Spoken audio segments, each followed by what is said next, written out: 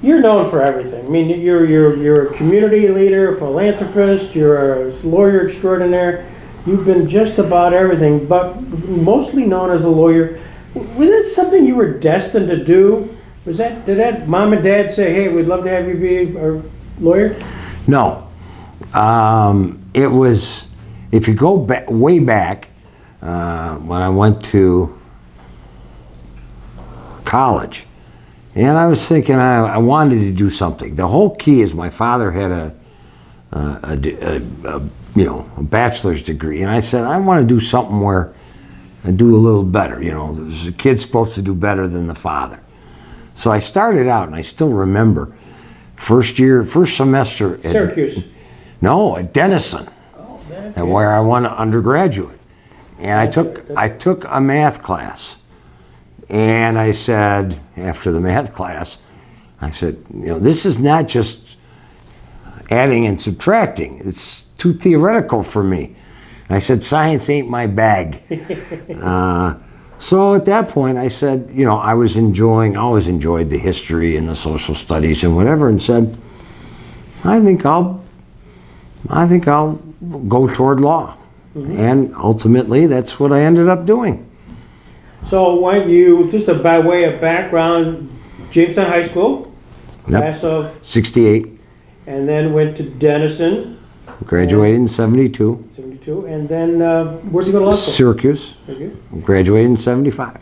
Now, the choice of Syracuse, why that?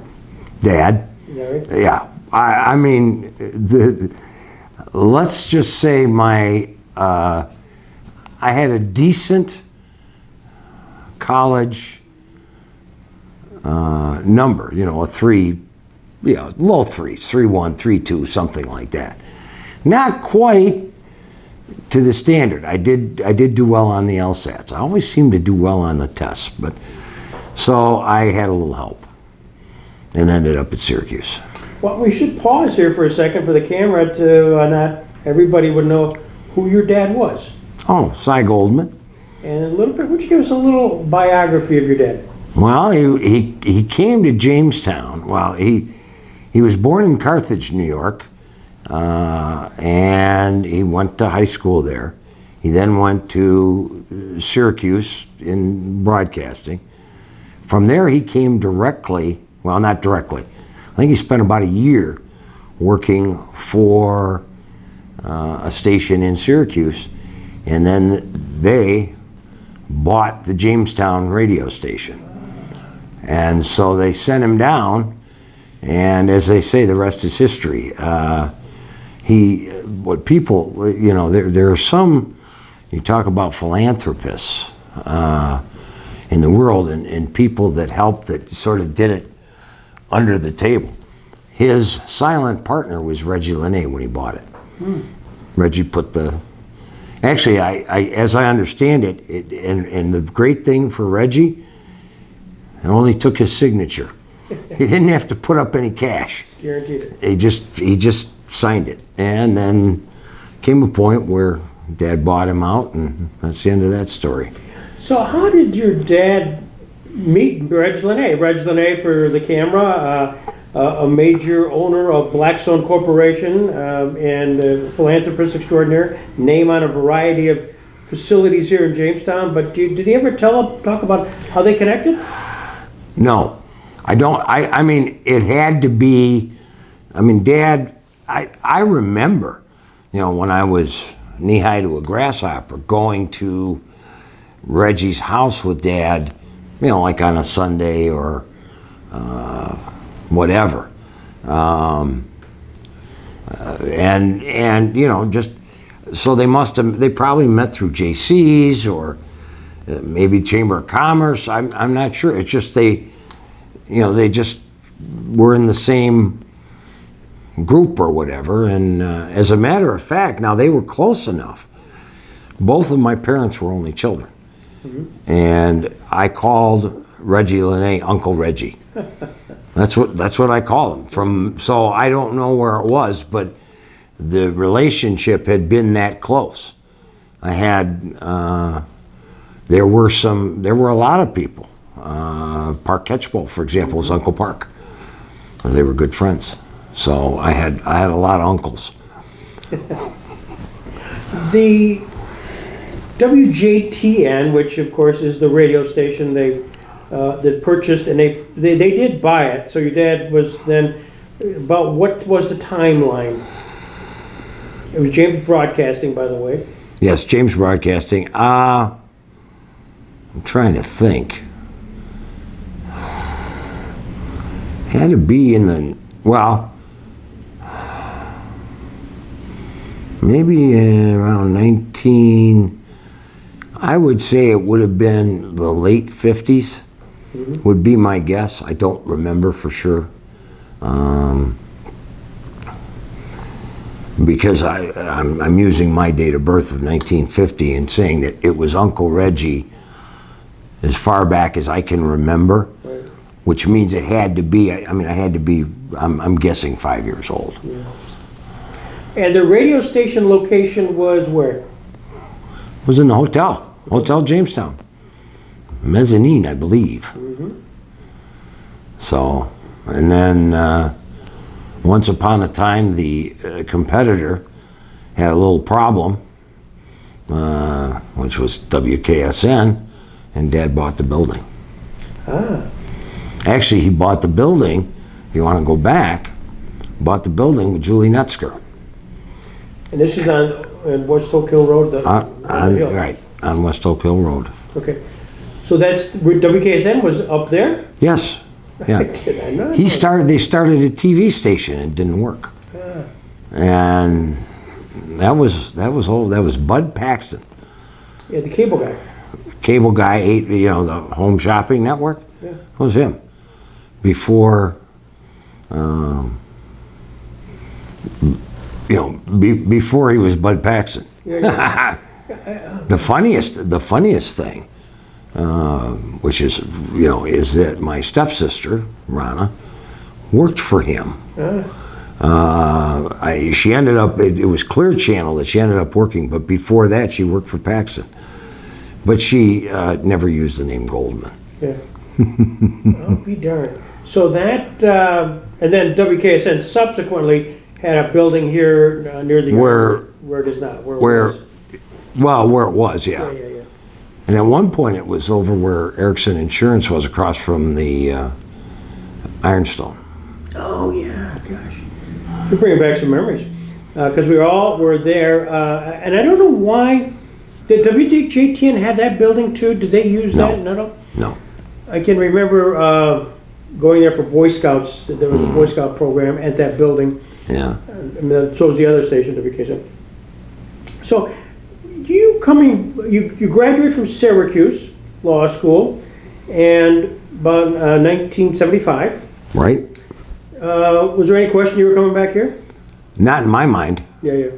I had in the between my first and second year of law school, I spent the summer with Wright in Hampton, Okay. which was a great experience. And Mark Hampton, Bob, Bud, Bill, they were all great, but Mark was, he was closer to my age. Yeah. And, he used me, Bob used me a lot too. Obviously, at that point, since you're in law school, you can do research. Mm-hmm. And so that was the kind of thing I was doing. I used to serve process too. Oh, you got money. Yeah. And then the next summer, I worked for Park Catchpole and Walt Donovan. Okay. So at that point, and Art Bailey hired me, and I came back. And whatever. So you came back after your graduation, you passed the bar, and you having had 2 summers of internship experiences, getting to know some of the members of the bar. Along the way, you joined Art, and was just that there was an offer, or was there an appeal there because of practice? I don't remember. Yeah. How's that? I don't remember how. It probably, my guess is at some point Art Bailey ran into my father. Mm-hmm. And the two of them were talking, and it turns out that I was coming in at the exact time that John Ward went to the DA's office full time. Now, he worked for Art. The timing. And so they had an opening. So the timing was there. Who else was there at the time? Oh boy, we had Joe Moran was there, who you may not remember, but he ended up in Buffalo. He was Ron Heights. I was just gonna say, yeah. Was related to Ron. I'm trying to remember if Warren Erickson, if he wasn't there, he was awful close to. I think he was there. I think Warren was there because I remember my first real estate deal. So, and I remember the secretary that did it was his secretary. So,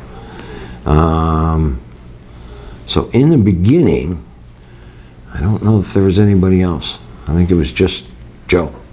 So it was probably Bailey and Erickson at the time? Correct. How long were you there? Well, let's see. That was 1975, and I joined Rick in 1983, so that would be about 8 years. But Lucian Ledestro came in the middle. Okay. That was a whole change of. I mean, that was a whole different ball game. So Bailey and Erickson, just knowing their personalities, and I, of course, were fairly contemporary, that Art litigation, Warren real estate admin and stuff, and what did they have you doing? A little of everything. I was doing, I was doing the evictions, the family court, any of those little, I know that's not fair for family court to say little, but the things they didn't want to do. Yeah. They had a client come in and again, I was doing some research, but I did some real estate. I just did what I did. And until, or not until, but the whole thing changed when Lucian came. Talk about that. You mentioned that Lucian, personality-wise is strong. Art Bailey's personality is strong. Warren's is strong in his own way. So tell me a little bit about the mix of that all. Well, the mix of the office was. I mean, it was funny because it wasn't. It was almost like it was three people doing different things. Mm-hmm. All right. I mean, I know that they talked, and I know how it. But essentially, Lucian took over. And it was, I still remember, because what I did is in the beginning, Lucian came to Jamestown, and I was sent to Faulkner. So you had two offices. Well, he didn't want to close the Faulkner office until everybody understood that he was in Jamestown. So one secretary and I manned the Faulkner office for, I don't remember being there fully.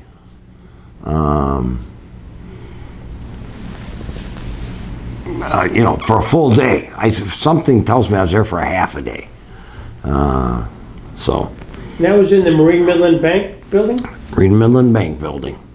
Wow. But, and then, of course, Lucian brought in Bill Duncanson. We had Charlie Loveland was with us for a while, Pat Rice, Don Bennick. Who else? Was Cass and Edwards, did they cycle through then? Cass and Edwards were after I left. Yeah. So that was, but it changed my life. In what sense? In the sense I became a lawyer. Yeah. Lucian is my mentor, he's my friend, he's my, anything good about me is Lucian. Yeah. Anything bad about me is my own. But he just, it was unbelievable. Elaborate a little bit. What is it that he taught you? Discipline? It was a lot of things. But yes, discipline was number one. He taught me how to search a title. Mm-hmm. His way. Mm-hmm. Which was, it was great. But he would have us search the titles for him.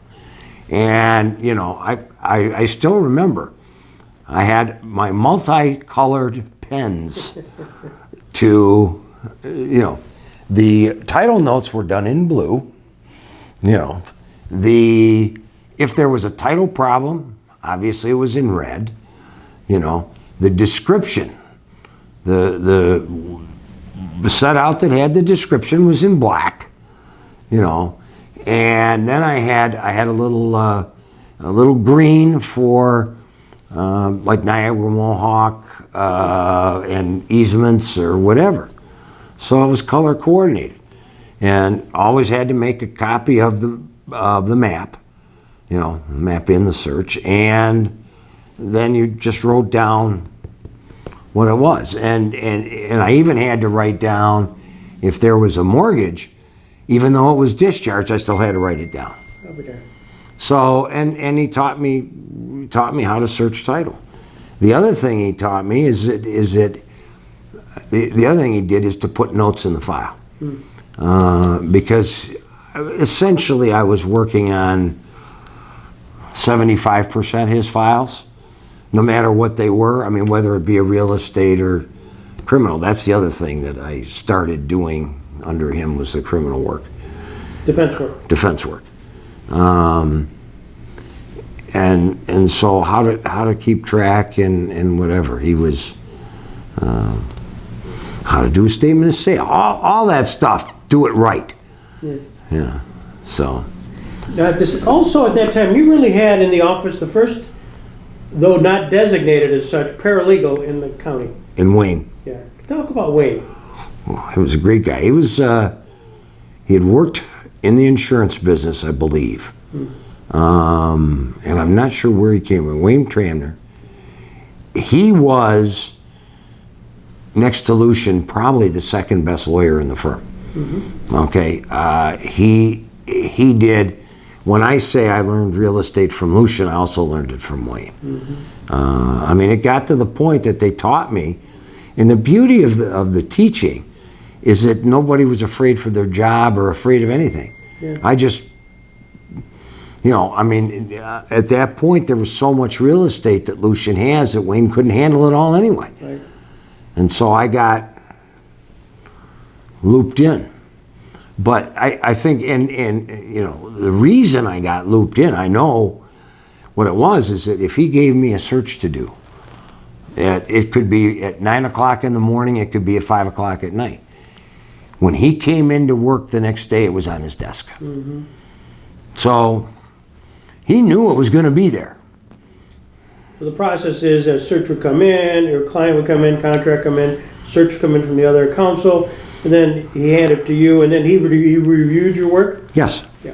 And he reviewed the work, and then he'd, you know, then he could figure out, okay, I got to get a discharge of this mortgage, you know, okay, we have this problem, you know, that we have to, that the seller has to take care of, et cetera, et cetera, et cetera. And as time went on, he'd give the file back to me, do the statement of sale, do this, do that, do the other thing, you know, schedule the closing with the bank, whatever it was. I'd end up getting the file back. Yeah. And actually, in many cases, quote, closing it, unquote. Now that doesn't mean, sometimes I met with a client, with Lucian. Sometimes I met with a client alone. Depends on who it was. Lucian did a tremendous amount of real estate, as did a few other firms like Spoto and Slater, you know, at the time. And what I enjoyed, and as did you, because you often would march into Lysandro's with some of the members of Lucian's office, and then sit down with your friend and colleague Doug Spoto. Right.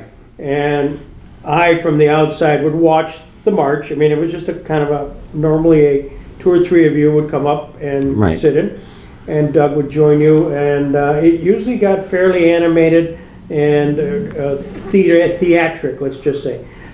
What's your recollection of all that? Oh, I loved the way they yelled at each other. It was, if they had, I mean, you know, the one thing, and I've always had a little bit of a problem, but they love to argue about minutia. Argue about, well, they took the trash can. It was in the back, and I want $10 for it. And that kind of back and forth and back and forth. It was funny. It was just funny because what a waste of time. But that's all right.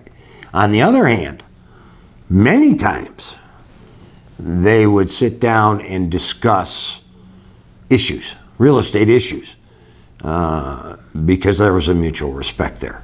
And I mean, talk about learning, because some of the stuff that they'd go over was stuff I'd done. Some of the stuff they went over was stuff I hadn't done that I didn't. So it was great. But they used to love to yell and scream at each other. But that's the way they both were. And I got to the point where it just went right over my head. I just sat and laughed. I still remember one time, because I was normally mild-mannered, and Doug, after I'd left Lucian, we had a real estate deal, and he was pulling the crap with with some minutia, and I'd raised my voice to him. He just shut right up. He couldn't believe I'd raised my voice. You got it. Yeah, I know it. Well, it was great. So you're there and principally learning real estate. Did you have an interest in litigation? Was that something, Mike, that you'd say, I'd like to do some more court work, potentially public defender opportunities, anything like that? Not really. Yeah. I did litigation because as a small practitioner, whatever you had to. Now, when you say litigation as time went on, I did pick up collection work, and I do assigned counsel, not public defender, although I was with the public defender for 2 years. Really? Well, on a contract basis, okay. Yes. But what happened, the long and the short of it, the criminal stuff came on. What happened is that after in 1983, I joined Rick Sotir, who was the corporation counsel of the city of Jamestown. And prior to that time, Judge Adams used to assign cases where there were conflicts with the public defender. Actually, at that point, I don't know, they may have had 1 or 2 people as all in the public defender's office. I don't remember. But so I picked up and did criminal cases. Well, when I joined Rick, because he represented the Jamestown Police Department, I had a conflict. I couldn't do assigned counsel. And at that point, I made up my mind that, I felt that was a part of my civic duty. And so once he left the corporation counsel's office, I got back on the assigned counsel. And not unfortunately, that's not correct, but that has turned into be quite a bit of work. Yeah. And again, because, you've got all these young attorneys who are running back and forth to court, well, especially now with COVID, I'm not. So I tend to be available to Jamestown City Court maybe more often than most. So I may get more than my equal share. Of assignments. Lots of them. Yeah. So at what point was there was a moment where you left Bailey and Erickson and Ledestro Bailey, right. Erickson, whatever, I'm not sure the term there, and then decided that you would join with Rick. How did that happen? Well, the long and the short of it, without being, it was apparent to me, that there were family coming up, and I didn't think that there was an opportunity for me to be a partner with Lucian. And I had, like anybody else, I had whatever. Now, Rick had been in his 3rd year of law school when I was in my 1st. And he also was my, one of the, took me around and showed me around and whatever. And so I came back. He was also the corporation counsel for Stan, my brother-in-law. And so as I got into politics a little bit, I spent more and more time with him, and so just sort of whatever happened, and we were together till 2009. So Prior to that, was Rick solo. solo practitioner? Yeah, okay. Was he part of, did he come back and work with Al at all? Al and Stan, was there? Yes, he did. Yeah, for sure, a period of time, it seems to me. He may even have been there when I first came back, but I don't think so. I think that was before I came back. I may have run into him at, because I think they had Al Ford's office may have been in the hotel with Park and Walt. For physical location purposes for the tape, when you were with Bailey, you were in the Furniture Mart building? In the Furniture Mart building. And then when you sold here at Goldman, did you go to the Terrace then? Did you move? Where was your first offices? Our first office was over in the, I'll call it the Bodell Overcash building. I can't remember the name. Fenton building. Yeah. We were, actually we're on the 6th floor. Okay. We had a little more room. Tubby was there and Kurt Westrom Okay. on that floor. And on the other floors in the Fenton building were the other lawyers? Oh yeah, the Lessees were there. Price, Miller and Flowers was there. Howard Crosley was there. Neil? Neil was there. I think Al McKee was there. May have been.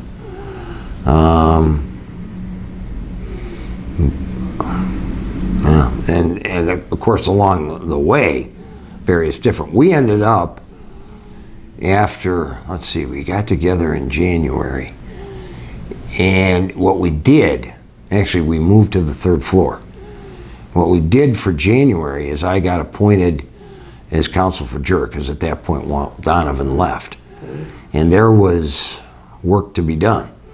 So the way Rick and I did it is he was there in the morning, and I went to City Hall. I went to juror, and then at noon he went back to be corporation counsel, and I went to the office. So You were been a juror a long time. You were counsel. yes, For a long a time. lot of fun. And prior to that, I didn't have any municipal experience, but I didn't need it. Yeah. As it turned out, the stuff that I was doing, I was able to learn. I was There's a able lot to, of real estate. a lot of real estate. There was also a lot of construction litigation, construction of roads, Yeah. all kinds of roads, and of course the big thing was the eminent domain. Yeah. That was the Brooklyn Square? Brooklyn Square. So, talk about that, because some people probably just know Brooklyn Square as it is, not as it was. Your brother-in-law, frankly, was as mayor at the time, instigated positively the idea of taking down the old Brooklyn Square, and I think the idea was turning it into sort of an industrial area, wasn't it? I think originally, it ended up with, what was the store? It wasn't Rite Aid. It was one of those, I think it was a pharmacy, wasn't it? Yeah. Which is very interesting. That actually happened, I came in at the end of that. That's not really the one I was, is the Tops Market on Washington Street. Was the one I did. But I had to finish it up. So there was, little here, a little there, stuff like that. It was kind of funny, because the developer of that parcel was Miles Lasser's brother-in-law, a family that I had been with since I was, again, a toddler. So, it was sort of, I came in with oh, it's you. So that was fun. But that was at the end. It was the Washington Street one that I had from beginning to end. That was Page. That was Page, Yep. among others. my goodness, I have a long file on that stuff. Along the way, and we just should pause here, and you got into a lot of charitable organizations. One of them was the Jamestown Bar Association. And you went into the chairs and ultimately worked its way up. You became president. And then you did something unique at the time. Yeah, yes. At that point, there were three. There was the program chair. And the program chair moved up. Basically, if you're program chair, you're going to be president in 4 years. And I appointed the first female program chair, someone that you know pretty well, your wife. So she became the first female president of the Bar Association. And that was Mike Goldman. Mike Goldman did that, and through as program chair, as I recall, we had some special guests.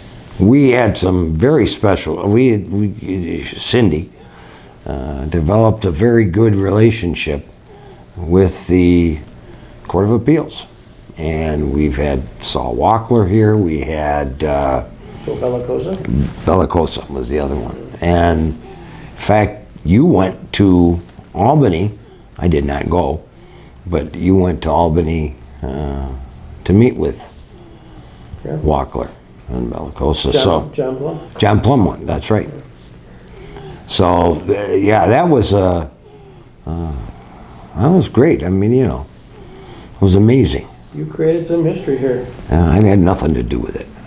I just planted the seed, or whatever you want to call it. Historically, you guys moved from the Fenton building off then to Thurston Terrace. Correct.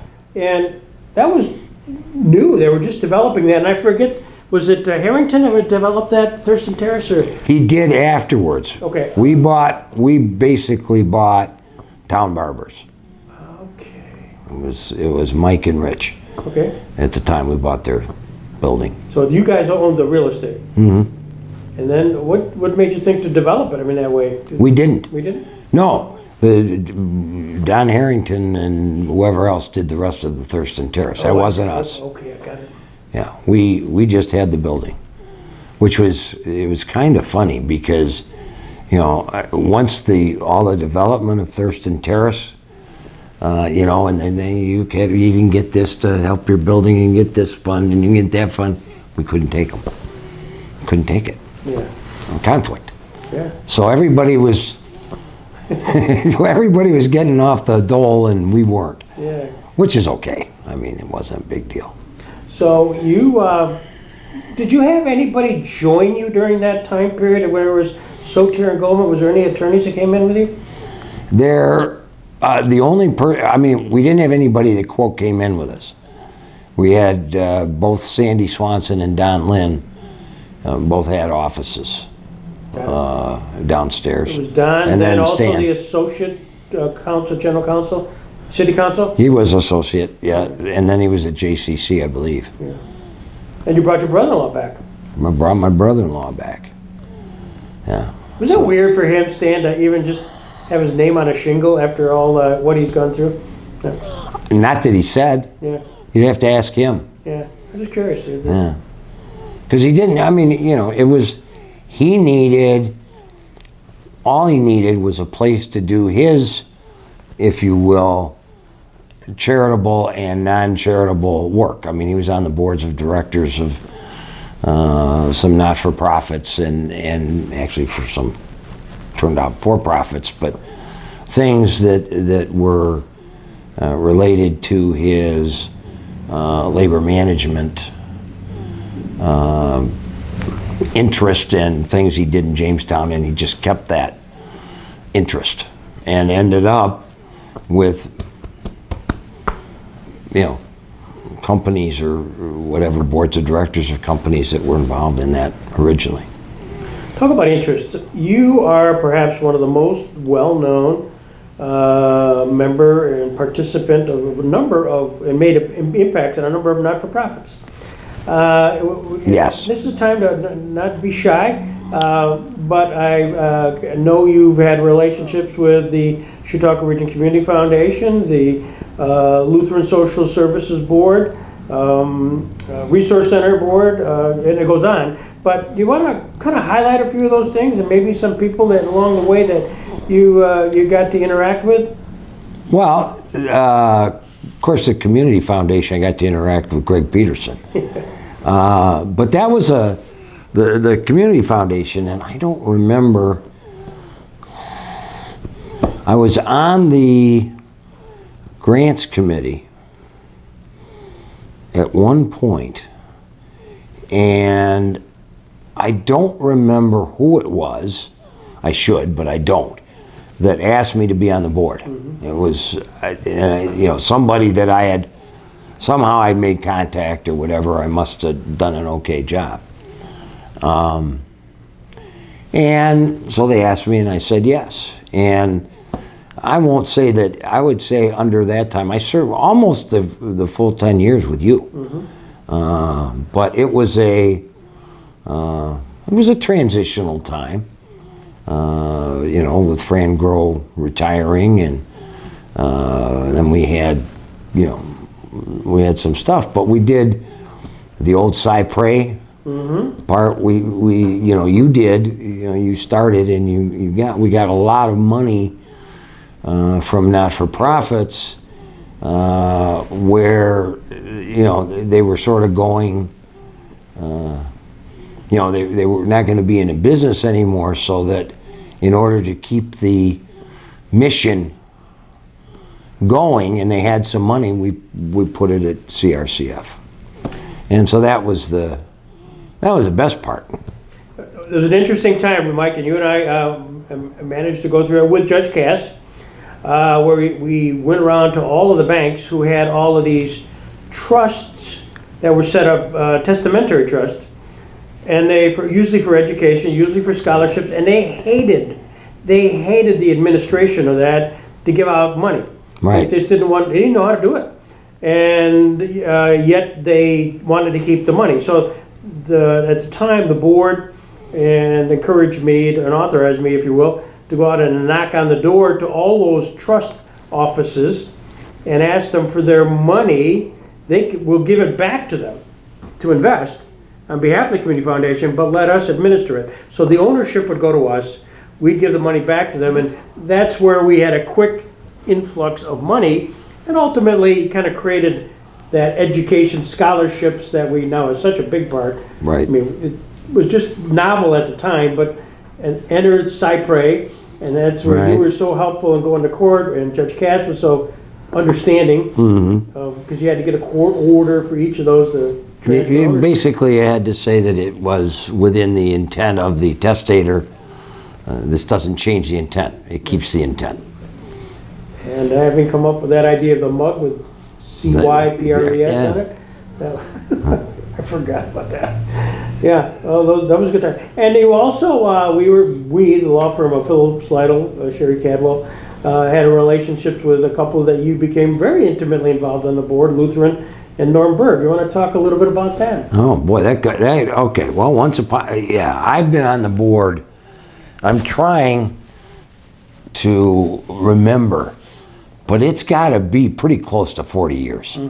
Karen Ryan and I, we know we're the oldest. There was a period of time where John Castle was on the board, and we used to say it's kind of funny that the two oldest members on the board are a Presbyterian and a Jew on the Lutheran board. But I met Norm actually through Clyde Christmas. Norm Berg. Okay, Norm Berg. And what happened is Clyde was my neighbor on Front Street, and he went to work for Lutheran. And for whatever reason, and I still don't remember, but Norm and I struck up a friendship, I guess you'd call it, for lack of anything else. And so I was his, anytime Norm was very good. He put somebody on the board because he could use them. People may think that's bad. I thought it was great, because the good news is he didn't ask me to make a determination on the health of any person, or how do you run a skilled nursing facility. I mean, that was not my bailiwick, but the biggest thing that we did is we, you know, and people don't give Norm probably the credit he deserves, but way back when, he said, you know, children's home, we use the fire department all the time. We use the ambulance all the time for the skilled nursing, and we don't pay a nickel. He said, that's not fair. We need to do something. Mm-hmm. And this was God knows how many years ago, but so obviously he knew that I had some knowledge of some people at City Hall, so he used me. Mm-hmm. And I still remember we went down, met with the mayor and the corporation council, director of finance, and he said, look, I want to make a payment in lieu of taxes. I said, I want to make a payment that comes close to, he says, I want it to be an amount that will reimburse the city of Jamestown for the costs that you incur. Realize I don't have to pay it. So they came up with a number, you know, it was back and forth, and set the pilot, automatic increase, decrease as the tax rate went up and down. And that pilot is in effect today. Mm-hmm. Now, things have changed a little bit because of the some of the renovations and things at Lutheran, so it's not quite the same, but it is. Yeah. And you also have been president. I'm sorry, go ahead. I'm going to say I also then had the unfortunate, but I became the president of Lutheran. Mm-hmm. And that was at the time that there was a transition from Norm to Tom Holt. Mm-hmm. And that was a difficult time for me emotionally. And the funny thing, it's not funny, but the minute that Tom became president or CEO, I went to him and I said I'd be happy to stay on the board, but I should not be the president. You know, I'm a Nuremberg guy, and you don't need a Nuremberg guy in that position. Yes, I got you where you are, or I helped, but you need your guy. Yeah. So he must have appreciated it because he won't let me get off the board. Anyway, we all respect it. Resource Center. Resource Center. You have been president, or you've been on the board. You've been a major supporter of that as well. How did that all happen? Well, that's a good question. I think, my initial relationship, it had to be through Merrill. It had to be. I don't actually... Merrill Rosen, right. Sorry. Yeah. There's no other, I can't think of any other connection. Right. And I got on the personnel committee. And I also was on the guardianship committee. Mm-hmm. Anyway, so as a member, Joe Trusso was also a member of the personnel committee. My situation was, and I am not a conservative. In other words, it's not that I'm anti-labor or anything. That's not the point. It was that, but my loyalty had to be to the Resource Center. And Mr. Trusso and I used to talk about heated discussions. We used to have heated discussions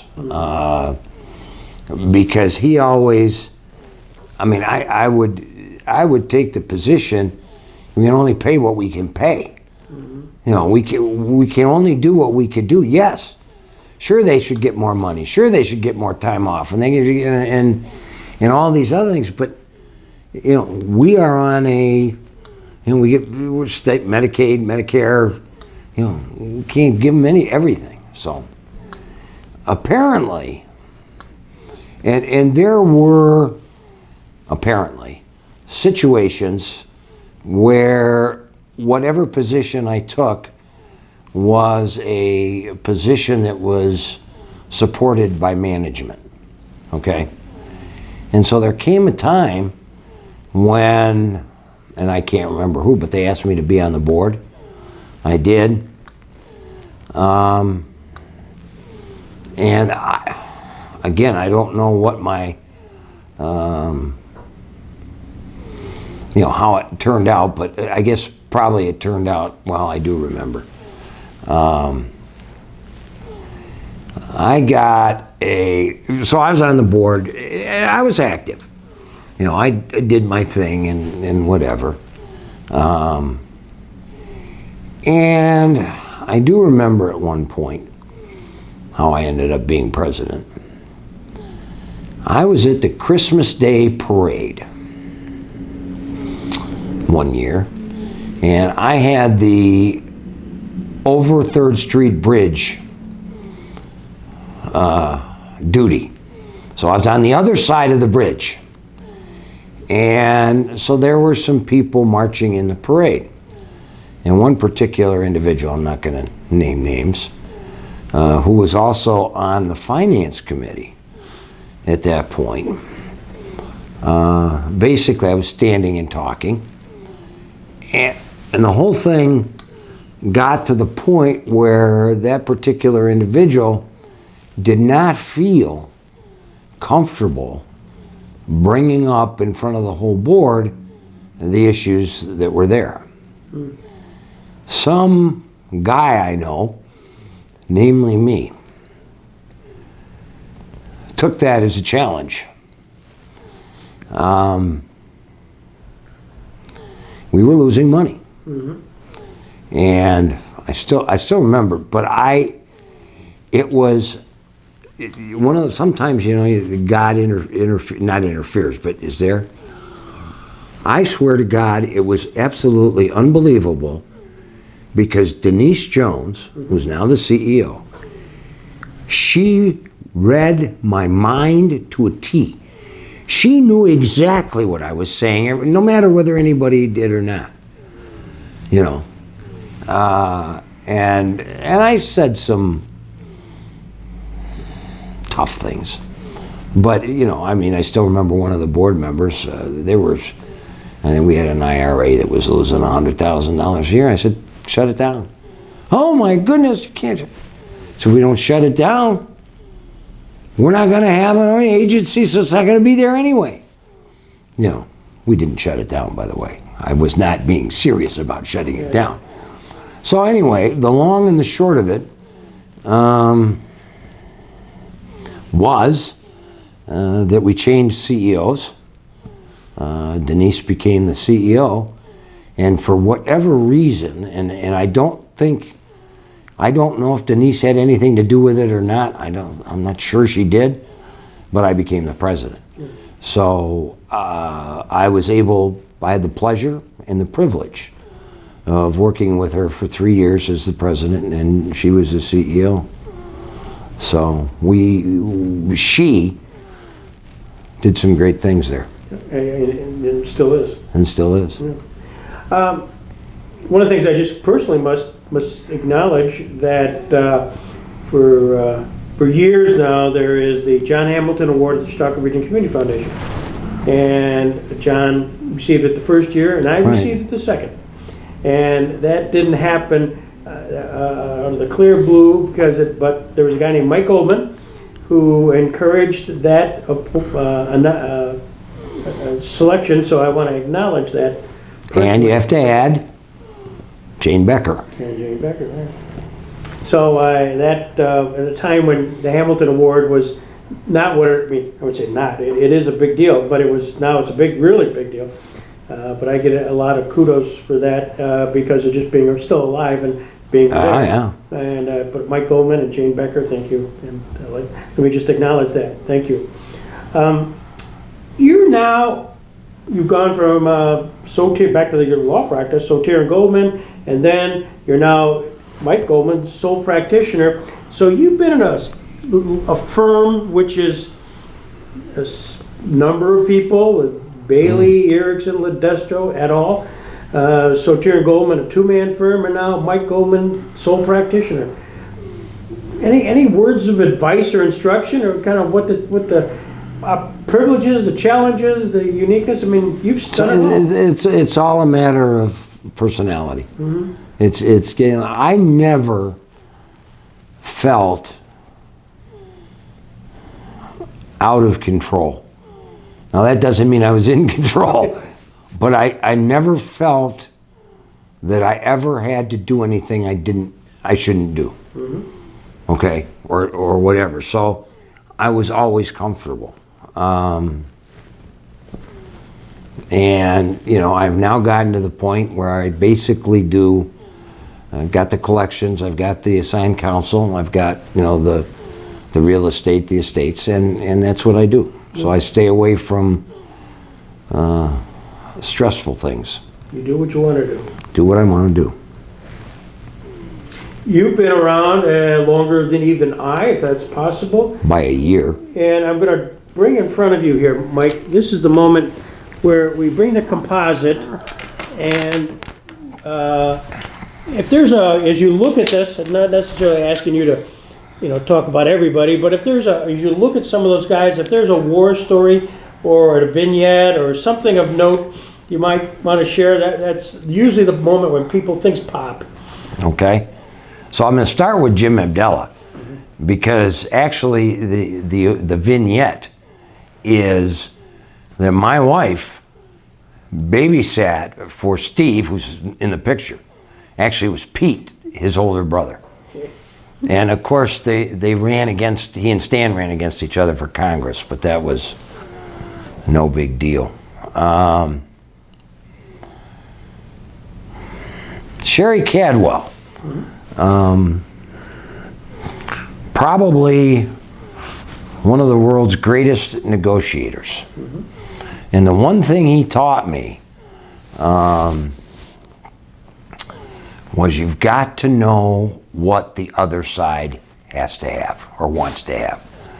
I mean, the key to negotiation is you get what you want, they get what they want. And that was something I always remembered. How's that? Of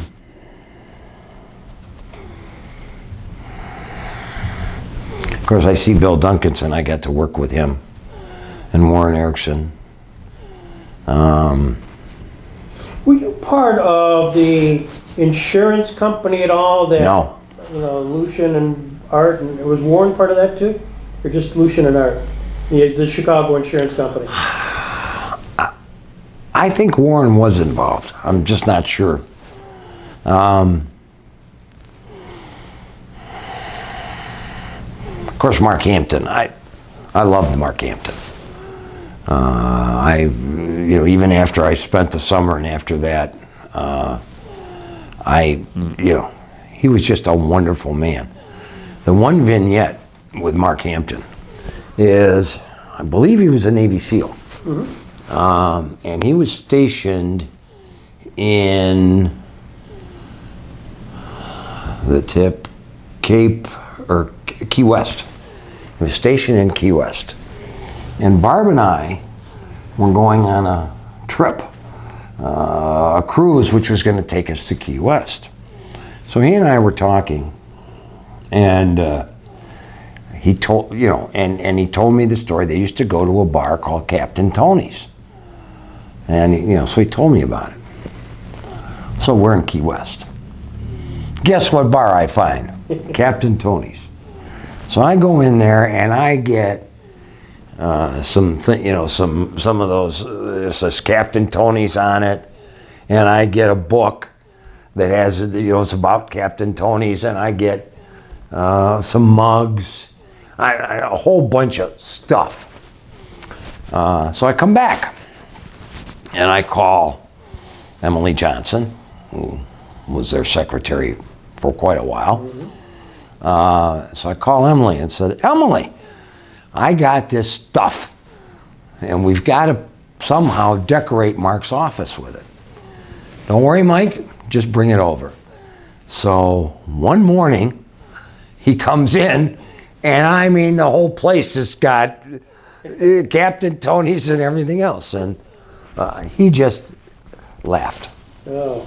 He just couldn't believe that I'd do, well, yes, he could believe I'd do something like that, which was and speaking of Right in Hampton, another one of my favorite stories in the practice of law is they have a secretary there whose daughter I represented in a divorce. Mm-hmm. And my comment way back in the old days when I did divorces to a woman, I'd say, well, when you get done, you'll be free right in 21. So she got divorced. And Marlene Siriano was working for the judge at the time. So I said, we're gonna have a little fun. So I got an order. I prepared an order, which Marlene signed, saying that this particular secretary was officially 29 years old. I got one for the daughter too, but that wasn't the thing. Well, I'd worked at Right in Hampton. And so I knew that the guys every morning would get together and open the mail. Mm-hmm. So I sent it over to them with a note that says, gentlemen, will you please serve this on this individual? So they did. Everybody had a good time. 2 days later, I get a gift at my office, which is a tree with paper money hanging off of it. And money grows on trees. That's right. Oh, fun. Good for you. Well, I've talked about Lucian. Another, I see Rennie, and I got to go back to Willard, which is another. I had the same problem with Charlie Price, with Park Catchpole. I remember I come back, and with my father at that point, I'm at a party at Willard's house. Okay, and I go up to him, and I said, hello, Mr. Purley.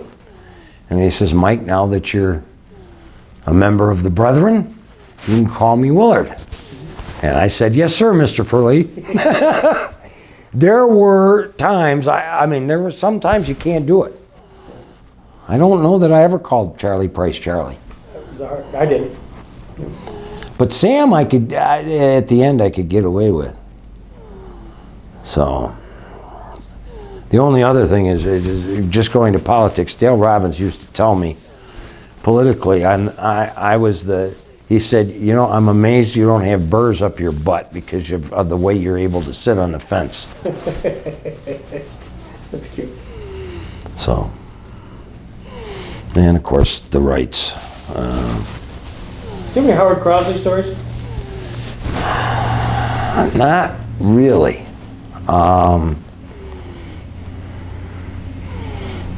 No, I really did. I liked Howard and I got along with Howard, but I never really had any major dealings with him. Yeah.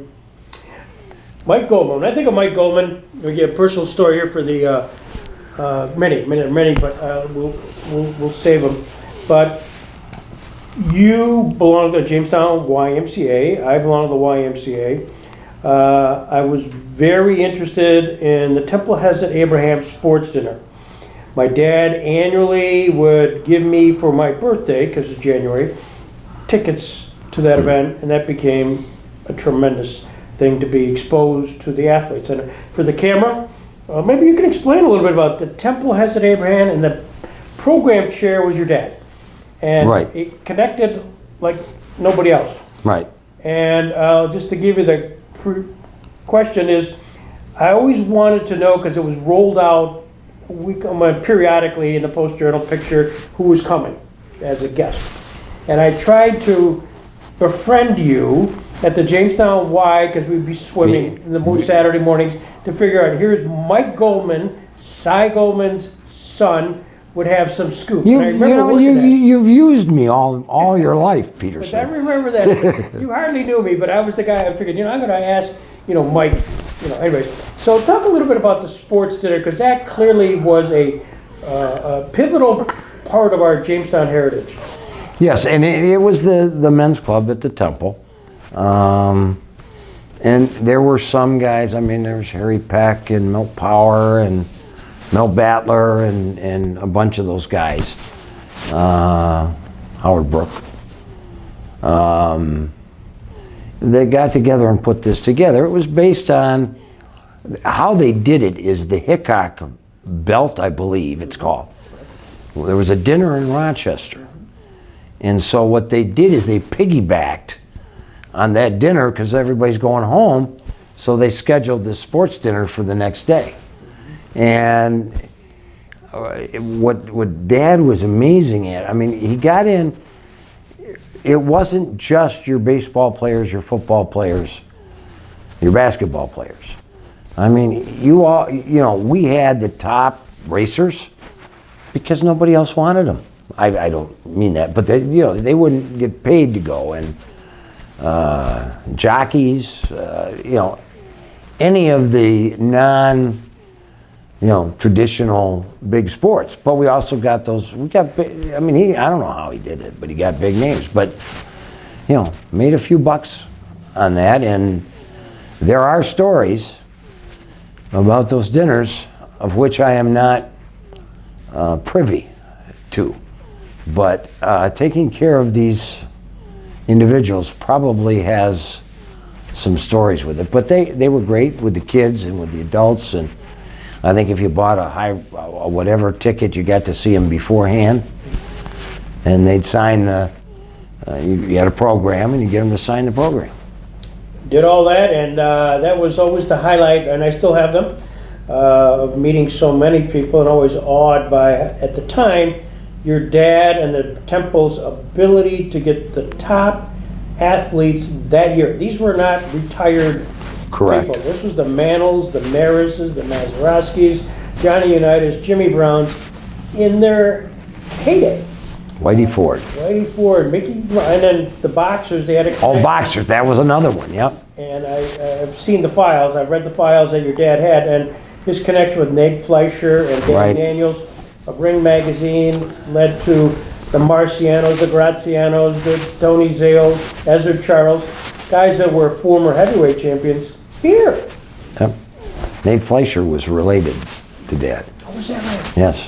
I mean, it's a long shoestring cousin relationship, but they are related. Well, your dad didn't lose an opportunity. No.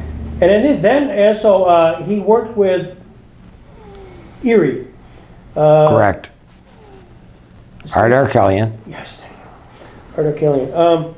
So they would have the Hickok here And Erie. and Erie. That was the other. You're right. That was the other connection.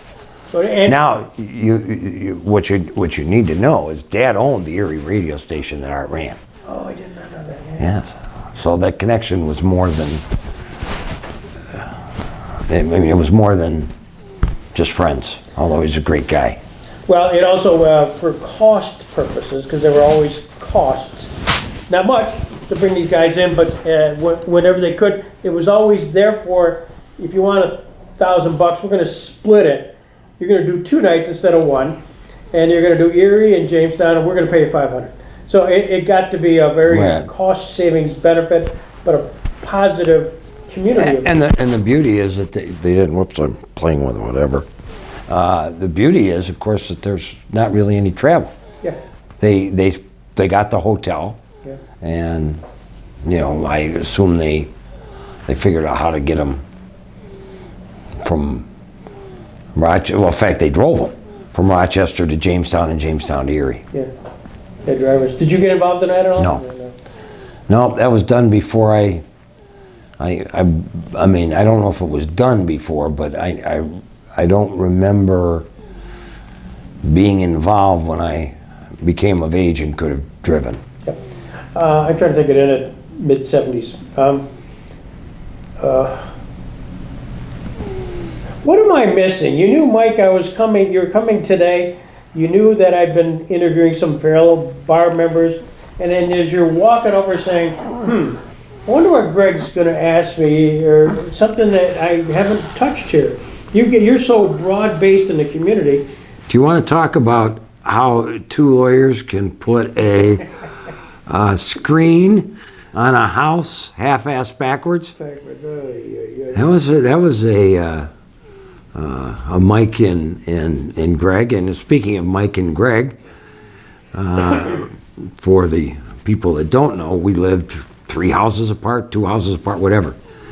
So Greg always used to say on Christmas Day I had nothing better to do than play Santa Claus. So I used to come over and I played Santa Claus at the Petersons. Until one day when the eldest turned to her mother and says, "You know, that looks a lot like Mr. Goldman." That's true. So. True. No. You and the kids grew up together. Our families grew up together. So Right. There was a real close relationship. So you're seeing the benefit of a tried for arm's length interview here, but really we have a very close and relationship here. Incredibly fond memories and stories which continue to this day. Do you want me to tell them the story about the recommendation for your oldest daughter to get into the bar in Massachusetts? Go ahead. That was yes, you know. So I get a call. want me to do a letter of recommendation for Amy, and I'm on my way and I'm doing it, and all of a sudden it hits me. And so I call Mrs. Annette Carlson, who was Craig's top person, and I said, "Annette, I'm doing this recommendation for Amy, but something in the back of my mind tells me that that's not her name." She says, "No, Mike, it's Emily." That's right. So, it all worked out because I did it for Emily. Yeah. I'm done.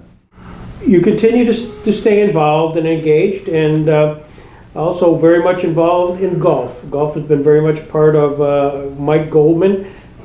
Friday afternoons, as I recall, was a day where you're not likely to find you at the Correct. office. And so you that's been part of it. Was that, it's kind of second nature. I remember just growing up, or in the neighborhood, that was part of it. Yeah, that was Dad's passion. Yeah. And why it became mine, I don't know, but it did.